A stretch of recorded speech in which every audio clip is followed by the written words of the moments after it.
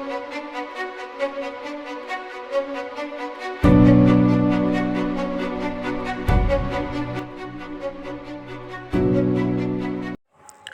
ang espiritu? Ang espiritu ay tumutukoy sa dalawang kahulugan ayon sa Biblia. Una, ito ay tumutukoy sa diwa o hininga na inihinga ng Diyos sa mga tao upang ito'y mabuhay. Dito sa Genesis 2, versikulo 7, at nilalang ng Panginoon Diyos ang tao sa alabok ng lupa, at hiningahan ang kanyang mga butas ng ilong ng hininga ng buhay, at ang tao ay naging kaluluwang may buhay. Ang espiritu ang nagbibigay buhay sa ating katawan. Dito sa Santiago 2, versikulo 26, sapagkat kung paano ang katawan na walang espiritu ay patay, ay gayon din naman ang pananampalataya na walang magawa ay patay. Kaya't kapag namatay ang tao, ito ay babalik sa Diyos. Dito sa Ecclesiastes 12, versikulo 7, at ang alabok ay mauuwi sa lupa gaya ng una, at ang diwa ay babalik sa Diyos na nagbigay sa kanya. Pangalawa, ang espiritu ay tumutukoy din sa kalagayan. Kapag ang tao wala na sa kanyang katawan laman, siya ay nasa kalagayang espiritu na.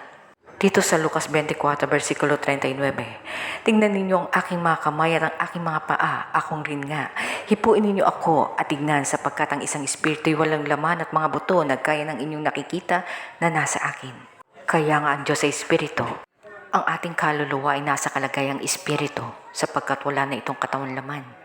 Ang salitang espiritu ay hango sa Greek word na pneuma, nang ibig sabihin ay breath, spirit and soul.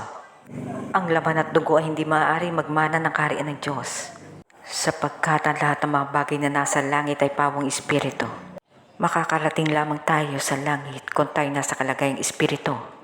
Katulad ni Juan nang siya'y pinakyat sa langit, siya ay napasa espiritu, sapagkat hindi maaaring umakyat sa langit ang katawan laman. Dito sa Apokalipsis 4, versikulo 1 hanggang 2. Pagkatapos ng mga bagay na ito ay tumingin ako at narito ang isang pintong bukas sa langit.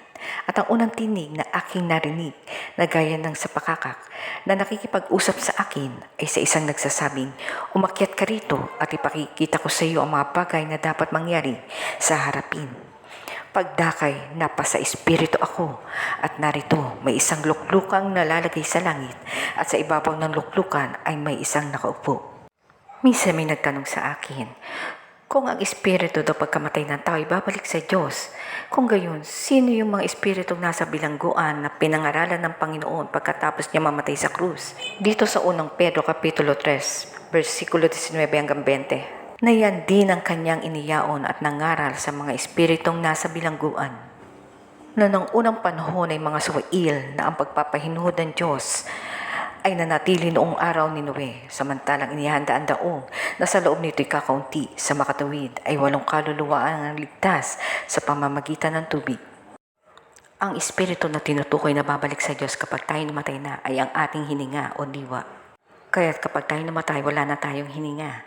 Samantala, ang espiritong nasa bilangguan na tinutukoy sa talata ay ang mga kaluluwa na nasa kalagayang espiritu na naghihirap sa kabilangguan. Sila yung mga suwail at namatay sa pagbaha noong panahon ni Noe. Samantala, bakit may binanggit na 8 kaluluwa ang naligtas sa panahon ni Noe? Hindi ba tayong kaluluwa ay nasa kalagayang espiritu?